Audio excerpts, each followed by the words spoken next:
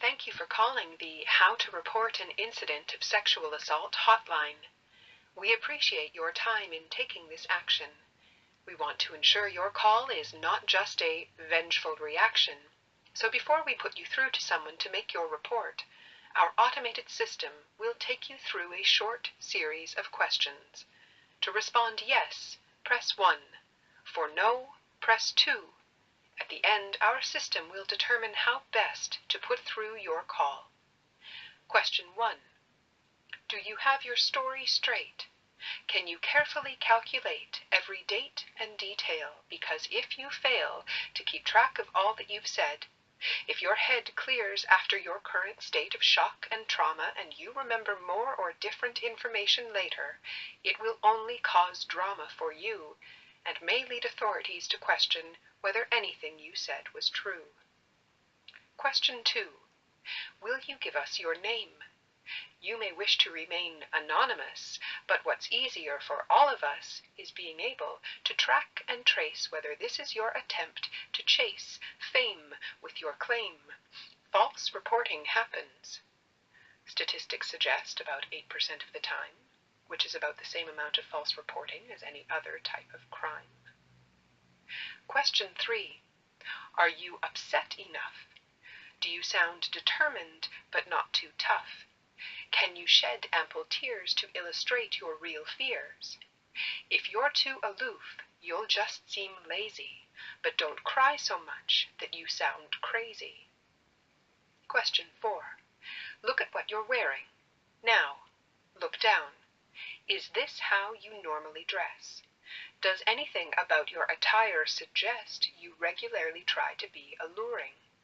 If you want this to be an enduring case, you may wish to consider covering everything but your face.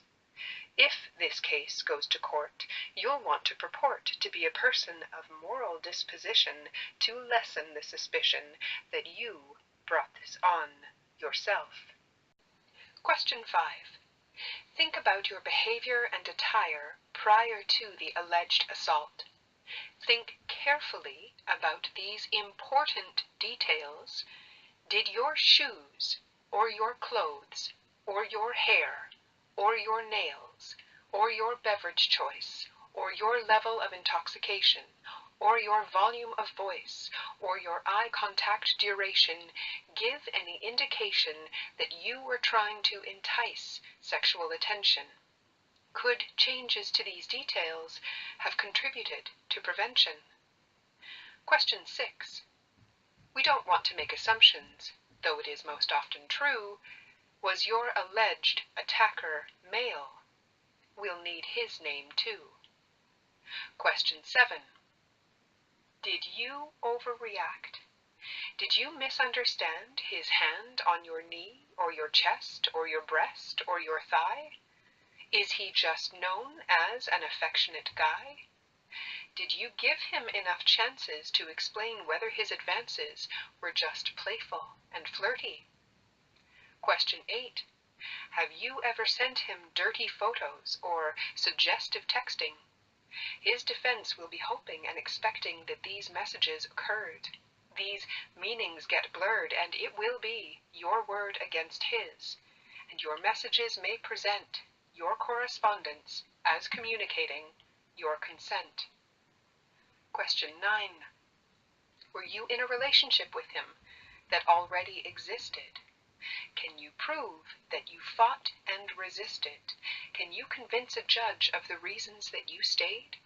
Can you prove that you tried and made every attempt to escape the situation? If not, your claim may be without foundation. Question 10. Do you accept that the burden of proof won't lie with him? That his defense will only seek pins to poke enough holes in your story to let your credibility seep out, so that he can be found not guilty by reasonable doubt? This brings us to the end of our questions. We'll use your responses as a guide to help us decide your level of need. Careful analysis of your answers tells us your case is unlikely to succeed. Therefore, your call will not proceed. There are no further options at this point to try. Thank you for calling. Better luck next time. Goodbye.